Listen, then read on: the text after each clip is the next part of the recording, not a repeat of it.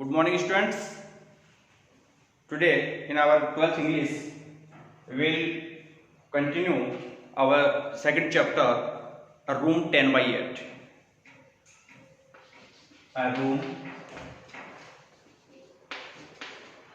10 by 8.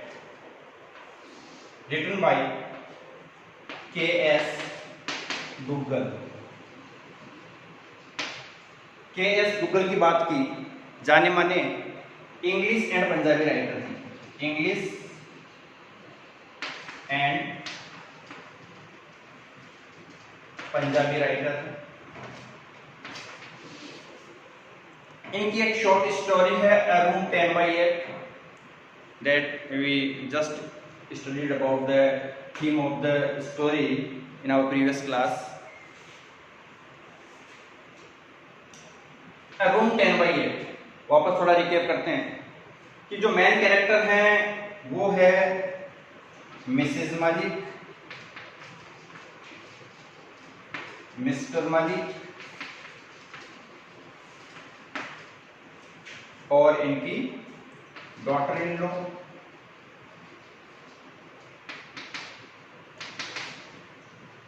ये हैं इनके कैरेक्टर।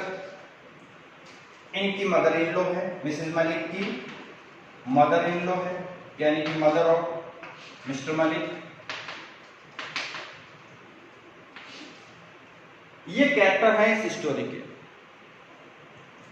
स्टोरी की बात की हमने, इट शोज और indicates generation gap and what we think about our parents, how we respect them, what's our attitude towards them. ये सब इस स्टोरी में शो किया हुआ है। जैसा हम अपने पेरेंट्स के लिए बिहेव करेंगे, सेम बिहेव हमें मिलेगा अपने बच्चों से। तो इस तरह से स्टोरी है। स्टोरी को आगे कंटिन्यू रखते हैं।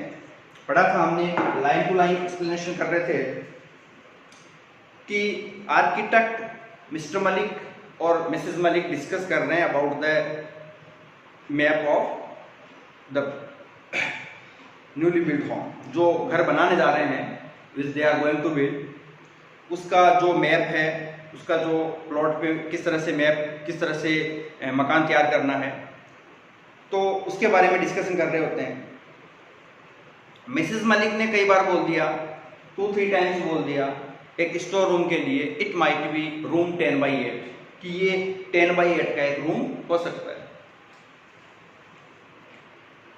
अब वापस बोल रही है वो, तो आर्किटेक्ट बोलता है कि but this is store room. Architect बोलता है store room. Mother in law बोलती है, मिसेस मलिक बोलती है कि एक रूम हो सकता है 10 by 8 का, छोटा कमरा हो सकता है। लेकिन आर्किटेक्ट जो है वो बोल रहा है कि but this is store. Yes, but I thought it could be my mother in law's room and after her it might be used as store room. अब मिसेस मलिक बोलती है, हाँ this is, I know this is store room, but this can be used by my grandmother, and after her death this may be, you will use this as a store room. The architect didn't seem to understand. Architect को समझ में नहीं आ रहा है कि ये store room है और ये रूम किस तरह से कन्वर्ट कर रहे हैं इसको। He looked puzzled by Mrs. Malik's observation. I mean, my mother-in-law could use the room for present. वो बोलती है कि मेरी मदर-इन-लॉ प्रेजेंट के लिए, एट प्रेजेंट में इसको अपना रूम यूज कर सकती है। As you know, she is old and infirm. Infirm मतलब वीक है, कमजोर है, वो बुढ़ापा हो गया है। तो आपको पता है she is old and infirm. She isn't going to be there for long time. अब वो ज्यादा दिन जिंदा नहीं रहेगी। After it could be converted into store room, और उनकी डेथ के बाद में हम इसको as a store room convert कर देंगे। Mrs Malik explained haltingly. Haltingly मतलब होता है रुक रुक कर, थोड़ा बीच में रुक रुक कर, अटक कर बोलती है वो, haltingly. Mister Malik joined him. अब मिस्टर मलिक भी आ गए। It seems while talking on the telephone, he had also given thought to the suggestion.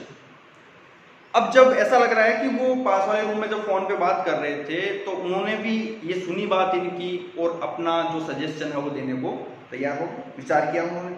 He too was the opinion that storeroom should be little bigger। अब उनका opinion क्या है, मतलब what is the opinion of mister Malik about store room. तो उनके according store room क्या होना चाहिए, शुड बी लिटिल बिगर, थोड़ा बड़ा होना चाहिए। It is always better to have a commodious store room. Commodious का मतलब होता है लार्ज, बड़ा, जो खुला खुला होता है जिसमें हम सामान ज्यादा रख सकते हैं।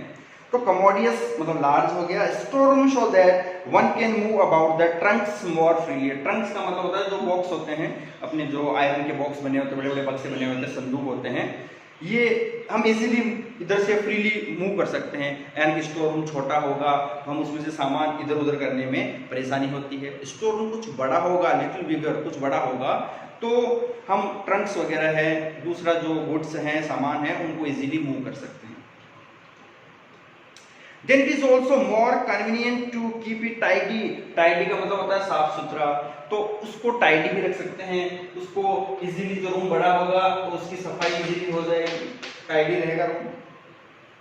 It was decided that room adjacent, adjacent मतलब जो कल वर्ड आया था, adjacent का मतलब होता है पास वाला, नियर बाई, जो पास वाला रूम है, पड़ोस वाला रूम है, किचन के पड़ोस वाला जो रूम है, किचन के पास वाला जो रूम है, should be 10/8। और जो किचन के पास जो रूम है उसको 10/8 का रूम बनाएंगे हम।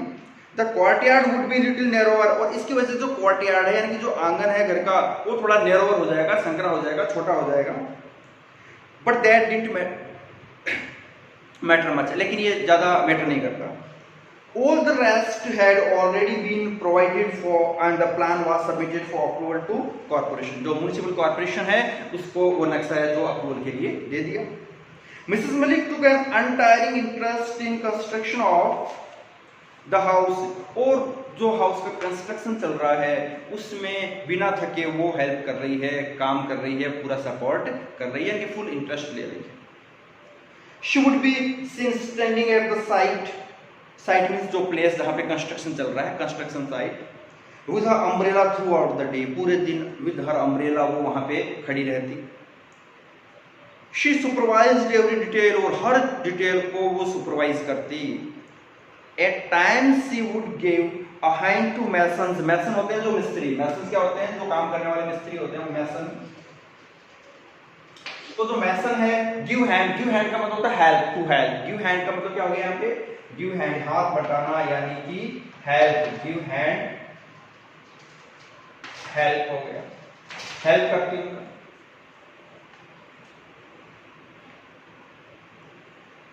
She ensured that there was no wastage of material and the labor did idle about। और वो ध्यान देती कि मजदूर हैं वो आलस में नहीं बैठे रहे, पूरा काम करें एक्टिव होके। और जो मटेरियल है बिल्डिंग बनाने के लिए, मकान बनाने के लिए, वो भी वेस्ट ना हो। Before long the house was completed. Before long, बिना देर किए, without delay, house was, construction of house was completed. Mrs. Malik insisted that she would have new furniture made for the house। और उसने insist किया, Mrs मलिक ने, कि अपने घर के लिए, नए घर के लिए नया फर्नीचर बनाएंगे। She would not let the old furniture enter the new house, not a piece of it। और वो कह रही है कि मैं पुराना फर्नीचर, पुराने घर का फर्नीचर का एक सिंगल पीस भी अपने नए घर में नहीं ले जाने दूंगी, यानी कि पूरे घर के लिए पूरा फर्नीचर न्यू होगा। They were still in the midst of plan to shift when they learned that the house had been acquired by government। घर को शिफ्ट करने वाले, नए घर में शिफ्ट होने वाले थे, उससे पहले घर को एक्वायर कर लिया गवर्नमेंट ने। यानी कि जो मकान है उसको गवर्नमेंट एज ए रेंट लेना चाह रही है। और होता क्या है कि प्रॉपर्टी पे अपने राइट्स नहीं होते, पहले कंट्री का राइट होता है। और जो प्लेस गवर्नमेंट को लगता है कि ये अपने लिए चाहिए इसको, तो गवर्नमेंट उसको ले सकती है। तो यहाँ पे ये हुआ कि गवर्नमेंट ने वो एक्वायर कर लिया। Mrs Malik was furious. Furious मतलब वेरी एंग्री। फ्यूरियस का मतलब क्या हो गया, एंग्री, ग्रेट एंगर होता है फ्यूरियस, बहुत ज्यादा एंग्री हुई हो। But the next moment when Mr. Malik mentioned the rent assessed, assessed का मतलब होता है एस्टिमेट, वैल्यू, रेंट की जो वैल्यू बताई, यानी कि रेंट बताया, रेंट मतलब किराया। तो उसका रेंट बताया सी क्वाइटन डाउन, यानी कि वो शांत हो गई, चुप हो गई। While supervising the construction of house, she had cultivated love for her neighbors and made friends in the colony. और जब कंस्ट्रक्शन कर रही थी उस दौरान उसने अपनी कॉलोनी में नेबर्स को अपने फ्रेंड्स भी बना लिए थे, वहां पे फ्रेंड सर्किल भी बढ़ा लिया था उसने। She thought of various plans for doing up the house. Everything had to be forgotten. और उसने घर के लिए बहुत बड़ी प्लानिंग कर ली थी, ऐसा करेंगे, ये होगा, ठीक है, इस तरह से उसे वेल फर्निश्ड करना है, ये करना है, वो इस तरह से रहेंगे, ये हमारे अच्छे नेबर्स रहेंगे, जो भी प्लानिंग की थी शी हैड टू फॉरगॉट, यानी कि उसको सब कुछ भूलना पड़ा। Everything had to be forgotten, यानी कि हर बात को भूलना पड़ा, यानी कि उसे अपनी सारी प्लानिंग को भूलना पड़ा। Then they were transfer from Delhi, अब दिल्ली से उनका ट्रांसफर हो गया। मिसेस मलिक वाज हैप्पी, अब मिसेस मलिक खुश थी, दिल्ली से ट्रांसफर हो गया उनका। She would no more see her house, regret not being able to live in it, and then thinking of the substantial rent, feel consoled. Consoled का मतलब सहानुभूति मिली उसको, अपने आप को सांत्वना दी उसने कि पहली बात तो ये होगा कि मेरा ट्रांसफर हो गया, हमारा ट्रांसफर हो गया दिल्ली से, तो इस घर को बार बार देखना नहीं होगा तो तकलीफ नहीं होगी, यानी कि उसकी आंखों के सामने अगर वो घर रहता, दूसरे किराएदार रहते उसमें, तो तकलीफ होती कि मैंने कितने मन से ये घर बनाया है और आज ये इसमें हम रह नहीं पा रहे हैं। अब वो एक तो इस पे खुश थी, दूसरा उसने रेंट के बारे में सोचा, चलो अच्छा रेंट मिल रहा है हमें, रेंट भी अच्छा मिल रहा है, तो अपने आप को उसने कंसोल किया, यानी कि अपने आप को सांत्वना दी। Transfer from one place to another, they had to wait for many years for another term of posting in Delhi, यानी कि एक जगह से दूसरी जगह ट्रांसफर होता रहा उनका, और वापस दिल्ली आने के लिए, दिल्ली वापस आने के लिए बहुत लंबे टाइम तक, for long time they had to wait. In the meanwhile Mrs Malik's mother in law passed away, और इसी दौरान मीनवाइल मिसेस मलिक की मदर इन लॉ, यानी कि मिस्टर मलिक की मदर चल बसी, पास्ड अवे, पास्ड अवे मतलब died. The daughter had been married, और उनकी जो बेटी है उसकी शादी हो गई। In the way they were lucky that their house had been rented to government, और अब वो खुश थे कि उनके जो मकान मालिक हैं, उनका जो घर है वो किसको रेंट पे मिला है, गवर्नमेंट को दिया हुआ है। प्राइवेट टेनेंट्स, टेनेंट्स होता है किराएदार, टेनेंट्स क्या होता है, किराएदार होता है। जो प्राइवेट टेनेंट्स हैं दे आर हेडेक, वो हेडेक हैं, सरदर्द हैं private tenants. There is no end of their complaints and demands, उनकी कंप्लेंट्स रहती है हमेशा, आज पानी टाइम पे नहीं आ रहा है, इलेक्ट्रिसिटी सप्लाई है वो नहीं हो रही अच्छी यहाँ पे, ये समस्या है, वो है, ड्रेनेज सही नहीं हो रहा है, तो इस तरह की उनकी जो कंप्लेंट्स है वो बहुत ज़्यादा रहती है।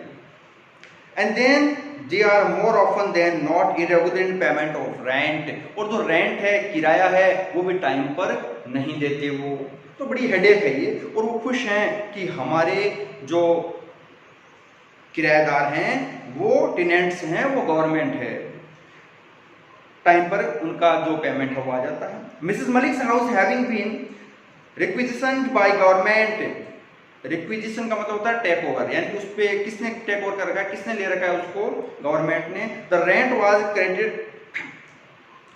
Was credited to their bank account every month regularly, हर महीने उनका जो पैसा है, जो रेंट है, वो क्रेडिट हो जाता है उनके अकाउंट में हर महीने। Only their son remain to be married now, अब बेटी की शादी ऑलरेडी उन्होंने कर दी, अब उनका जो बेटा है उसकी शादी करना बाकी है। Mister Malik thought that they would rather be done with it before he retire, यानी कि मेरे रिटायरमेंट से पहले, मिस्टर मलिक सोच रहा है कि रिटायरमेंट से पहले अपनी डॉटर की मैरिज भी कर दूं मैं, डॉटर की जो अपने सन की मैरिज मैं अपने रिटायरमेंट से पहले कर दूं। डॉटर की है, ऑलरेडी शादी हो चुकी है, और सन की मैरिज करनी है, जो बोल रहा है कि वो मेरे रिटायरमेंट से पहले कर देता हूं। Dear son had been married, बेटे की शादी हो गई। अब mister Malik had retired from service, और अब वो सर्विस से रिटायर भी हो गए। But their house had not yet been released by the government, लेकिन अभी भी जो मकान है वो गवर्नमेंट के कब्जे में है, यानी कि गवर्नमेंट एज ए उसके टेनेंट वहीं पे हैं। अपने काम के लिए रख रखा है। Mister and Mrs Malik live with their son and daughter in law in rented house. अब सारा काम हो गया, बेटी की शादी हो गई, बेटे की शादी भी हो गई है और रिटायरमेंट भी हो गया है मिस्टर मलिक का। मिस्टर मलिक है, रिटायरमेंट भी ले लिया सर्विस से, अब दिल्ली भी आ गए, अब अपने मकान में शिफ्ट होना है, लेकिन गवर्नमेंट ने मकान नहीं छोड़ा और वो यानी मिसेस मलिक, मिस्टर मलिक, उनका सन और डॉटर इन लॉ ये चारों एक रेंटेड हाउस में रह रहे हैं। जैसे बताया कि उनकी जो मदर इन लॉ है वो already passed away. Mr. Malik was still fighting with government for the release of house when his end came। यानी कि अब उसका अंत आ गया है, एंड आ गया है, यानी कि मिस्टर मलिक की डेथ हो गई लेकिन उनको अपना घर नहीं मिला। He passed away without being able to live in his house even for a day। और मिस्टर मलिक की डेथ हो गई और अपने घर में, खुद के मकान में वो एक दिन भी रह नहीं पाए। ये उनका बड़ा दुर्भाग्य था कि खुद के मकान में नहीं रह पाए और खुद के मकान को वे वापस वो अपना कब्जा लेते उससे पहले उनकी डेथ हो गई। Now within 3 months the house was de-requisitioned। de-requisition मतलब अब कब्जे से हटा दिया, requisition मतलब अपने कब्जे में ले लिया, अपने अधिकार में ले लिया, और de-requisition मतलब उसको वापस छोड़ दिया 3 महीने, यानी कि मिस्टर मलिक की डेथ के 3 महीने के अंदर उनको मकान मिल गया। Mrs Malik daughter in law was keener than Mrs, keener मतलब कीन इंटरेस्टेड, बहुत ज्यादा इंटरेस्टेड थी than Mrs Malik to shift to her new own house. अब मिसेस मलिक ने बनाया है घर, मिसेस मलिक ने खुद की मेहनत से, लगन से बनाया है, रहना चाह रही है अपने नए मकान में, लेकिन अब ये हो रहा है कि मिसेस मलिक की जो डॉटर इन लॉ है she was more interested than Mrs Malik to live in their on new house. अपने घर में रहने के लिए मोर इंटरेस्टेड है कौन? Daughter in law. The moment they were restored possession of house, she had it painted and polished and started shifting। उन्होंने मकान को जब अपना वापस मिला, उनको पोजीशन मिला मकान पे, तो उन्होंने उसको रीपेंट करवाया, नया कलर करवाया उस पे, और अब शिफ्टिंग की तैयारी कर रहे हैं। The furniture dealer had been ordered to supply a number of pieces which he did। और उसको जो फर्नीचर वाला है उसको भी ऑर्डर दे दिया, नया फर्नीचर बन रहा है, फर्नीचर भी तैयार हो गया है। अब ये शिफ्ट होने वाले हैं अपने घर में, देखते हैं किस तरह से शिफ्ट होते हैं, कब होते हैं। और ये जो स्टोरी है इसको आगे हम अपनी नेक्स्ट क्लास में कंटिन्यू रखेंगे। इसके जो समरी है उसके नोट्स आपको ऑलरेडी मिल गए हैं। रूम 10 बाई कैश गूगल की जो शॉर्ट स्टोरी है इसके जो नोट्स हैं आपको प्रोवाइडेड हैं, पहले से मिल गए हैं आपको, और चैप्टर कंप्लीट होगा उसके बाद आपको इसके क्वेश्चन आंसर्स की PDF मिलेगी। ठीक है, तो उनको लर्न करना है वहां से, और इस समरी को भी एक बार पढ़ लेंगे और आज जो हमने पढ़ाया है उसको भी वापस रिवाइज करेंगे। अब नेक्स्ट क्लास में मिलते हैं, तब तक के लिए थैंक यू, गुड बाय।